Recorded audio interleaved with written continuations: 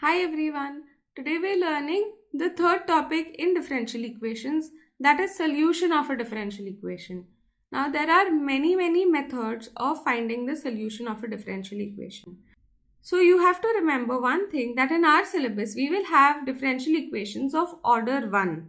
Okay. So always you will see that we have only the first order derivative in all the equations.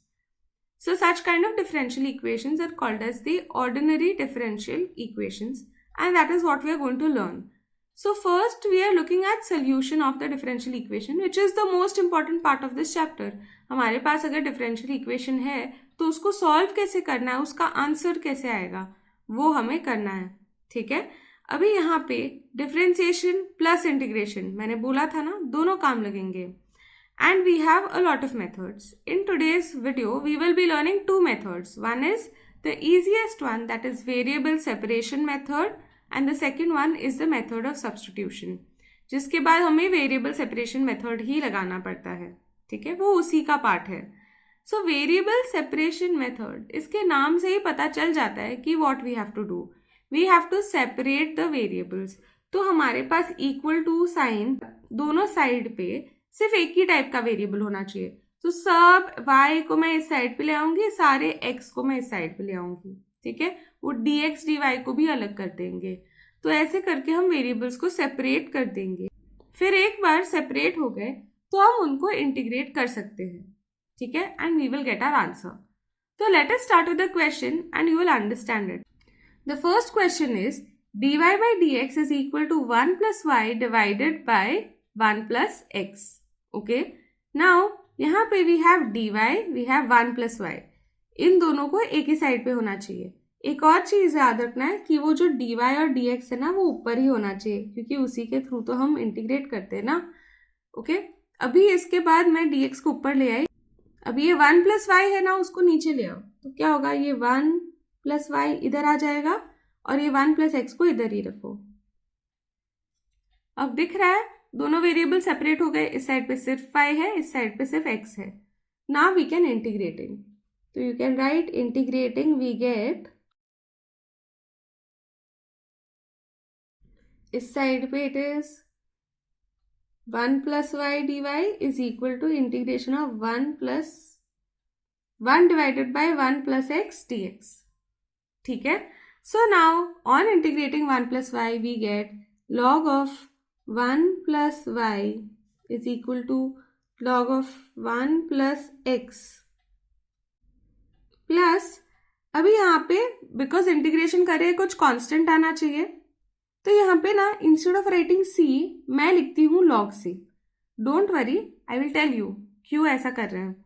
तो यहाँ पे if I take this to the other side, तो I will get log of 1 plus y minus log of 1 plus x is equal to log c, which implies this is log a minus log b, मतलब log a by b.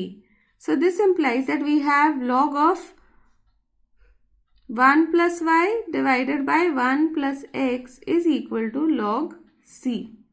Okay, so therefore दोनों जगह से log हटा सकते हैं, इसलिए मैंने बोला था log c लेने. अगर हम सिर्फ c लेते तो फिर हम लोग कुछ नहीं कर पाते इधर. ठीक है, पर अगर हम log c लेते तो हम हर जगह से log हटा सकते हैं. And therefore our answer will be 1 plus y divided by 1 plus x is equal to c. And ये होगा the solution of our differential equation. Okay, it's easy right. You have to first separate the variables then integrate. Okay, ये तो बस एक trick है, एक adjustment है. If you don't also do it, it is completely fine. Okay, now let's do the next question. Here we have 3 e raised to x dx plus 1 plus e raised to x dy. So first of all let me separate this dx and dy. तो dx को इसी side पे रखती हूँ, dy को दूसरे side पे लेके जाती हूँ. तो we have 3 e raised to x dx is equal to 1 plus e raised to x, negative होगा लेकिन dy. ठीक है, अभी इसके बाद इसको हम दूसरे साइड पे लेके जाते हैं.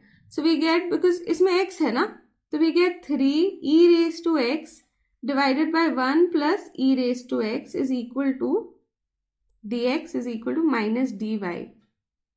ओके, अभी इसको इंटीग्रेट करते हैं.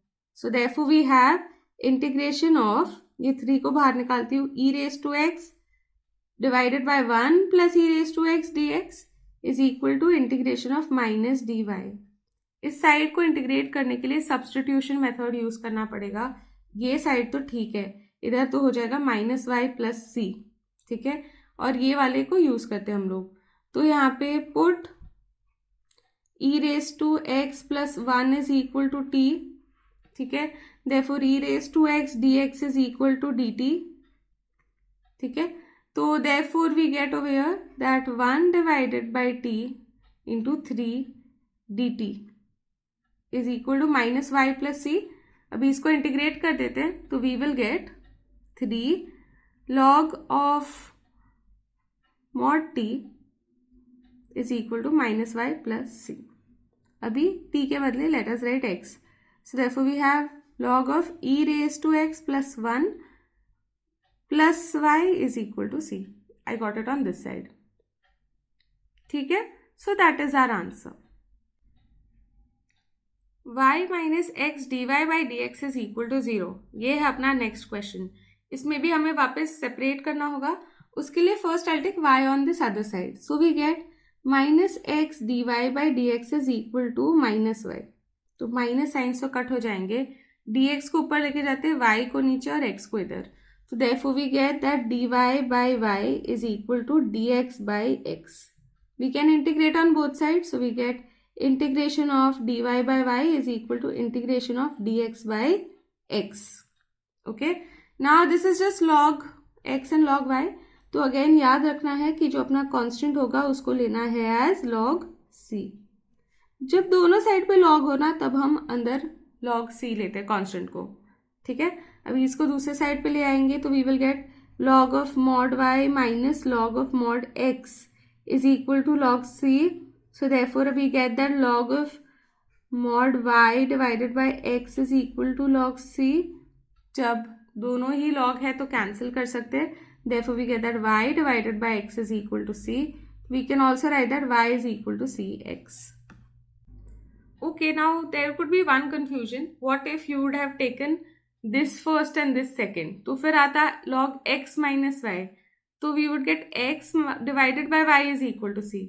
तो दैट इज ओके, क्योंकि ये c उल्टा भी तो हो सकता है ना. तो जैसे I can still write over here also that x is equal to 1 by c of into y. तो ऐसे भी हो सकता है. तो डोंट वरी अबाउट दैट, दोनों आंसर्स करेक्ट ही है. Okay, now we will look at the substitution method. Now in method of substitution we use this method when variable separation possible नहीं है, मतलब नहीं हो रहे दोनों वेरिएबल सेपरेट. जैसे इस क्वेश्चन में देखोगे तो यहाँ पे x माइनस वाई अंदर है dx से मल्टीप्लाइड. इस पर मैं कैसे सेपरेट करूंगी x और y को, ठीक है. एक और भी है जहाँ पे भी यू सी सम रेपिटेशन ना, वहाँ पे हम अप्लाई करते हैं सब्स्टिट्यूशन मेथड. अगर मैंने यहाँ से 2 कॉमन ले लिया तो मुझे मिलेगा x माइनस वाई. इधर पे भी है x माइनस वाई, ठीक है.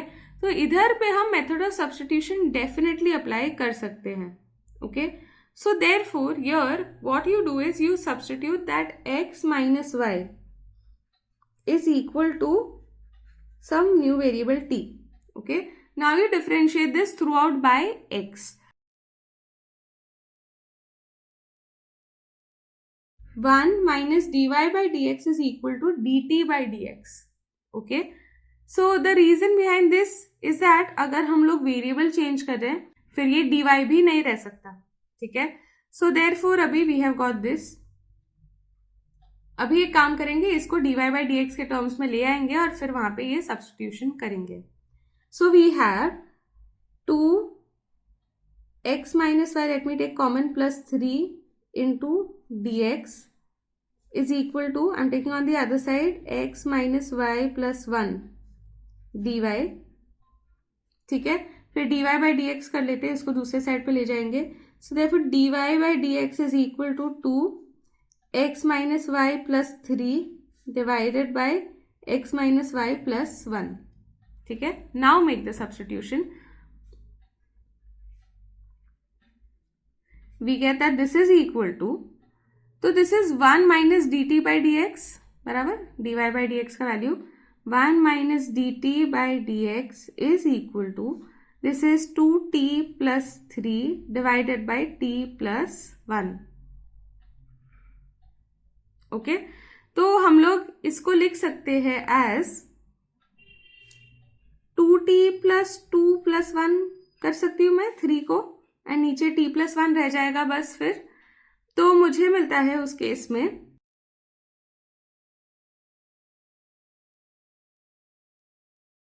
this is equal to 2 into t plus 1 divided by t plus 1 plus 1 divided by t plus 1.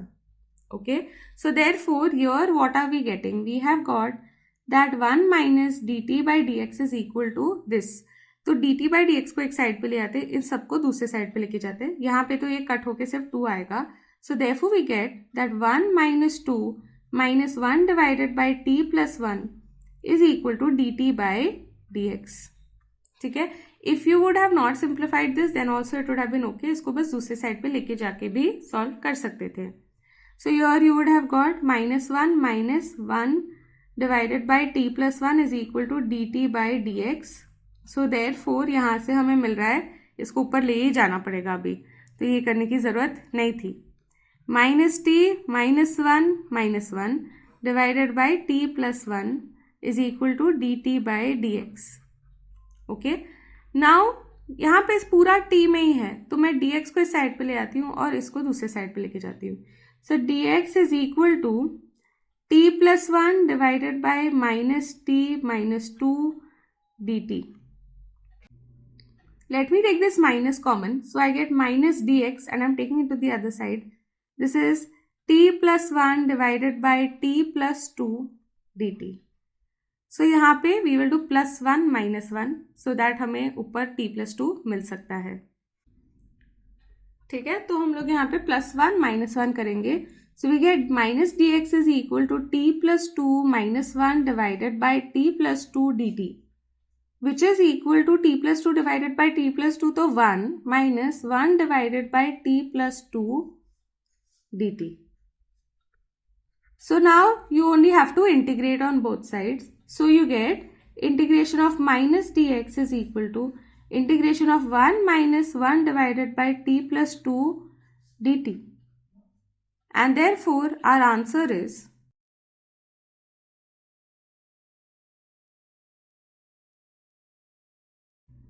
okay.